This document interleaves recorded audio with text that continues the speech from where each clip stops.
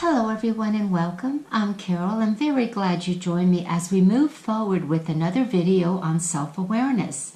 Today we'll continue explaining the meaning of the zodiac signs and how they relate with the major arcana card from the tarot. The last video on this series, number 5, ended with an explanation for Aries and the relating card, the Emperor, as well as the 3 minor arcana cards that offer us opportunities and lessons. The next signs that we are going to cover today are Taurus, Gemini, Cancer, and Leo. We're going to start immediately with Taurus. The tarot card representing Taurus is the Hierophant, card number 5. And here are the 3 minor arcana cards, 5, 6, 7 of Pentacles. Taurus is an earth sign and tends to seek stability and have a conservative nature. The Hierophant teaches us to take spiritual thoughts and convert them into practical form.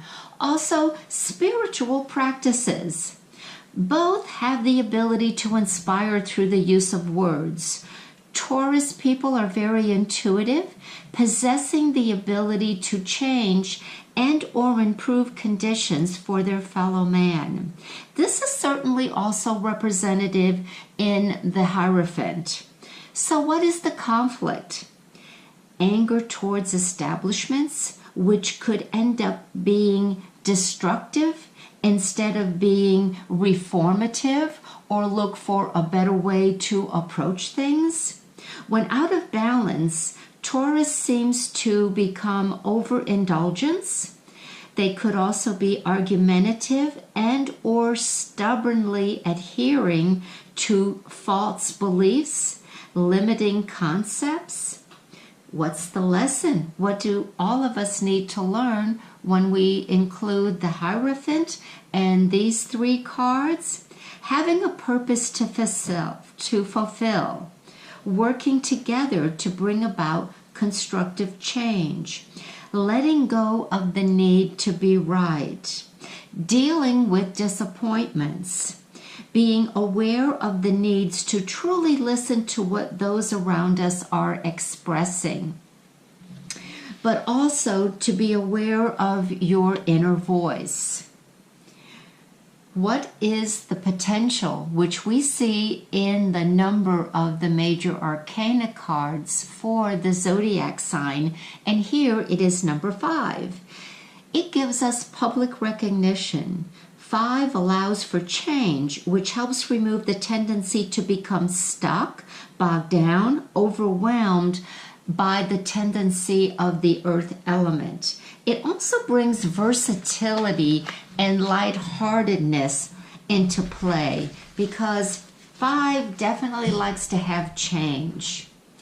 The next sign of the zodiac is Gemini. The tarot card representing it is the Lovers. So we have the 8, 9, and 10 of Swords as the minor arcana cards, offering us opportunities and lessons.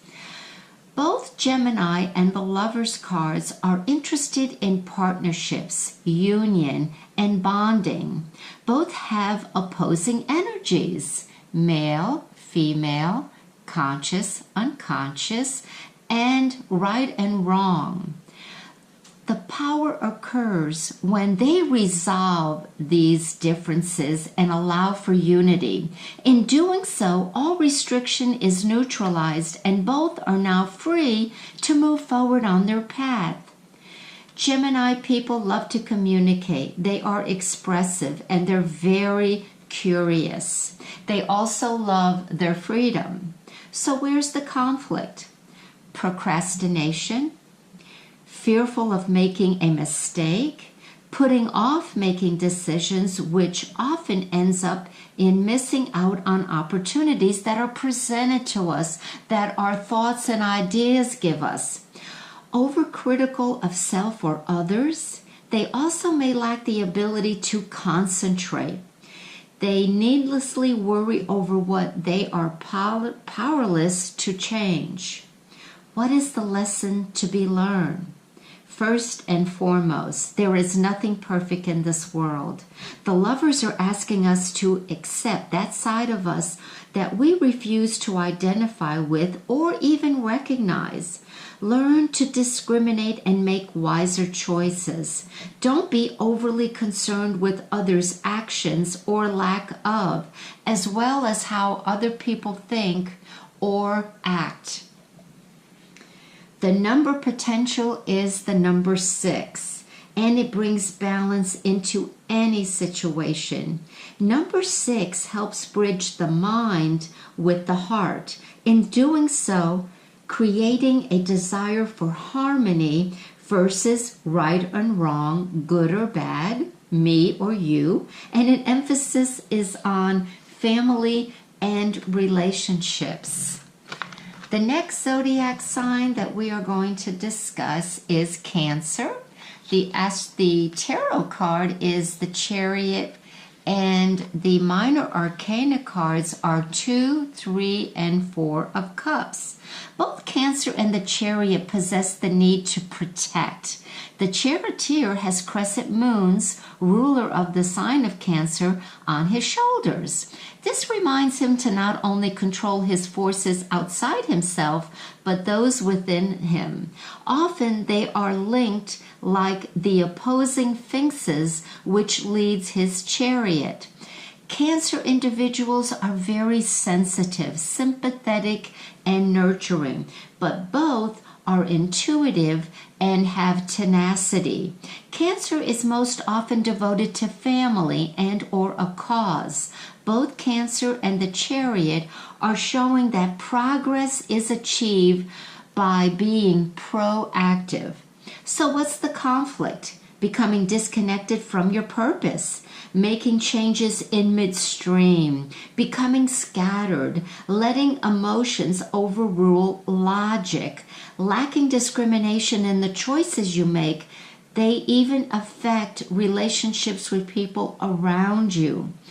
Absorbing negative emotions from others. Cancers really are like sponges. They enter into a room and they sense the energy, and sometimes they need to protect themselves from that. What's the lesson to learn?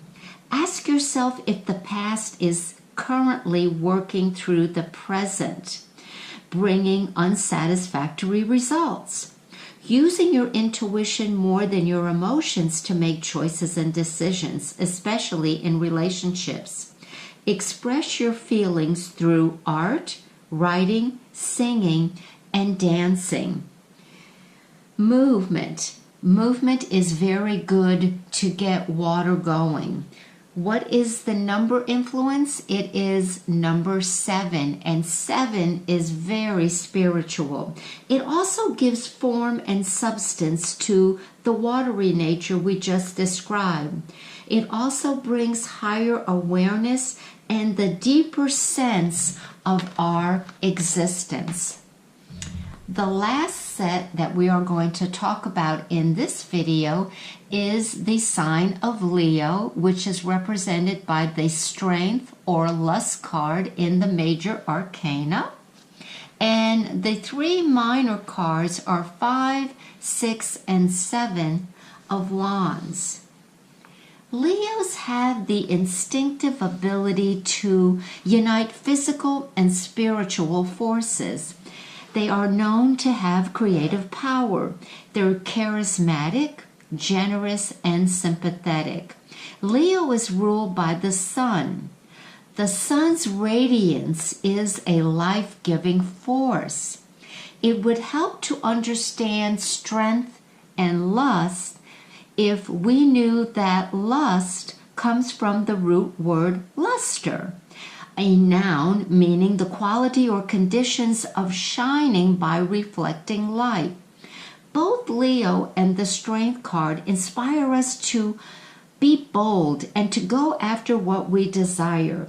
It teaches us to lead with courage and take action. So what's the conflict? Having false pride, arrogance of others' viewpoints, acting out only for what you desire, self-empowerment through self-serving, rebellion, and unwilling to change to circumstances surrounding you.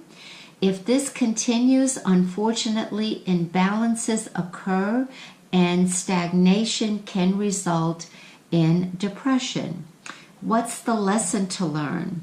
To maintain equilibrium in all aspects of their life. Knowing the proper amount of energy to exert at a given time. Finding the proper balance of giving and taking in the relationships. Learning to control emotions centered around anger, envy, and jealousy. The number 8 and 11, if you are using the thought deck, is 8 brings about balance through application and assessing what is wrong. Once the assessment has been changed, then the adjustment can be made. 11 brings prudence and higher thought. I hope this was inspiring to you and, of course, informative. We'll be back with more next time when we continue with the following 4 zodiac signs. This is Carol saying thanks so much for joining me today, everyone. Bye-bye for now.